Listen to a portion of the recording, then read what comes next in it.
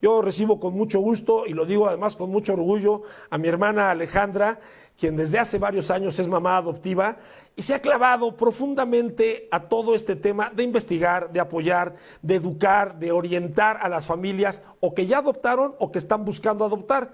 Y este es uno de los objetivos de cría que nace mañana en el marco de este día que le digo Nacional de Adopción. Y bueno, Alejandra es una de las fundadoras de este lugar. Tenemos ahí el súper de Angélica Patiño todavía y es Alejandra Sánchez, a ver si lo podemos cambiar. Alejandra, ¿cómo estás? Buenas tardes.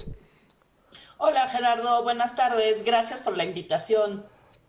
Cuéntanos por qué, cuál es la idea, cómo nace Cría. Mira, hace casi 15 años, cuando mi hija llegó a nuestras vidas, yo ya era mamá biológica y pensé que esa experiencia de casi 14 años de mamá biológica sería suficiente. Muy pronto me di cuenta que no, que es necesario formarte, investigar, capacitarte, leer. Y entonces empecé sin darme cuenta a acumular una cantidad de información. Tengo una pequeña biblioteca sobre adopción, conozco a muchos especialistas, tanto acá como en Argentina, como en España sobre todo, y entonces llevaba mucho tiempo queriendo darle forma a cómo compartir esta información.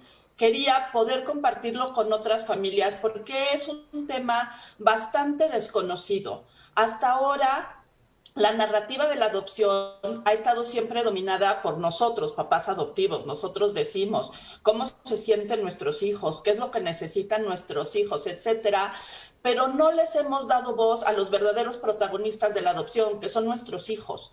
Entonces, empecé a buscar recursos y quiero compartir con el mundo qué hay detrás de una adopción. Ninguna adopción empieza por un hecho feliz. Un niño que llega a adopción no viene de una historia feliz, viene porque tuvo que ser separado, por la razón que sea, de su familia de origen.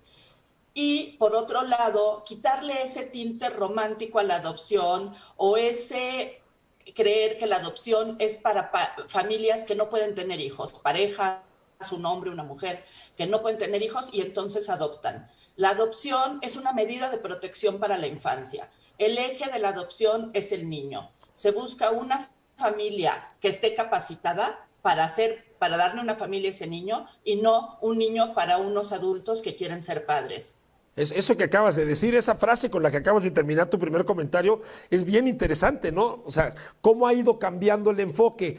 Muchos de estos temas, decía yo en la introducción que platicábamos con Lourdes Fernández sobre el autismo, son temas que durante mucho tiempo estuvieron como muy estigmatizados, eran temas tabús, como que no se hablaba mucho. ¿Tú sientes que hemos ido avanzando específicamente en México sobre este tema de la adopción? Pues mira, ese es nuestro fin. En Mejores Familias, que es la institución, digamos, madre de cría, Mejores Familias es una institución que desde hace más de 30 años ofrece formación para futuras familias adoptivas y hacemos mucha formación post-adopción, porque la gente cree que el niño o la niña llega a tu casa y se acabó. Y no es así, es en ese momento cuando más apoyo necesitas. O sea, entender el porqué de muchas de las actitudes, de mucho del dolor de los niños que llegan a nuestras familias, no es fácil. O sea, hay muchas vinculaciones que se rompen precisamente porque los padres no estaban capacitados. En adopción se habla mucho de crianza terapéutica y aunque suene duro, esa es la crianza que nosotros ejercemos. Una crianza terapéutica para intentar reparar el dolor con el que nuestros hijos llegan a nuestras familias. No, y porque yo me imagino que en tu experiencia, lo que has vivido, que muchas familias lo hacen con la mejor de las intenciones, pero eso no garantiza que lo estén haciendo bien, ¿no? Eso no garantiza que tengan los conocimientos, las herramientas para poder hacerlo bien. Mira, hay una parte que es bastante desconocida, incluso yo sigo sorprendida que en mis primeros años de adopción, de ser familia adoptiva, nadie me hubiera hablado de ello y es la importancia del apego en las relaciones. O sea, la forma en la que nosotros nos apegamos con nuestro cuidador principal durante los primeros años de vida será la forma en la que nos relacionaremos por el resto de nuestras vidas. Entonces, los niños que llegan a adopción siempre vienen de al menos una pérdida de referente afectivo, de cuidador principal. y muchas veces son 3, 4 pérdidas porque estuvieron con la familia de origen, de ahí en muchos países estuvieron en familias de acogida, estuvieron en una institución. Cuando llegan a nosotros, muestran un apego inseguro y aquí interviene un punto muy importante del que nadie habla, el apego de los padres, porque el que tú quieras adoptar no indica que seas una persona que tenga la madurez, que tenga el apego, que tenga el manejo que requiere un niño que llega a adopción. Oye, bueno, y ya lo comentaste un poco al principio, pues entonces al final, la idea de cría es ofrecerle a familias que ya adoptaron, es decir, que ya tienen a un hijo adoptado en el seno de la familia, o a familias que están en ese proceso. Ambos a especialistas, porque por ejemplo, hay algo en México que hay muy pocos especialistas realmente formados en adopción. Nosotros hemos sufrido los estragos de especialistas que te dicen, eso pasó hace mucho tiempo, eso no tiene nada que ver, y que no dan a esa importancia a esa ruptura en los referentes afectivos, que no dan importancias al dolor con el que un niño, por ejemplo, un niño que estuvo institucionalizado 2 años, llega a una familia y se espera que el niño se adapte a la familia, que coma lo que la familia le da, que entienda los juegos de la familia. O sea, sí se necesita muchísima preparación y por desgracia en México todavía nos faltan profesionales formados en el tema.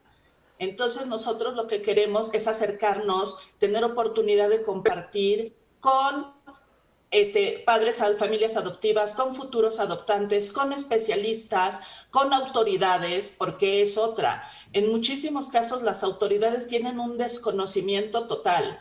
Yo en una ocasión conversé con una persona que era la presidenta de la Comisión de la Niñez en la Cámara de Diputados y no sabía la diferencia entre acogimiento y adopción.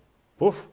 Oye, y cuéntanos cómo puede encontrar la gente cría, dónde se conectan, dónde buscan información, cómo se contactan con ustedes. En Facebook por el momento, mañana lanzamos el centro. En Facebook estamos como Centro de Recursos e Información sobre Adopción.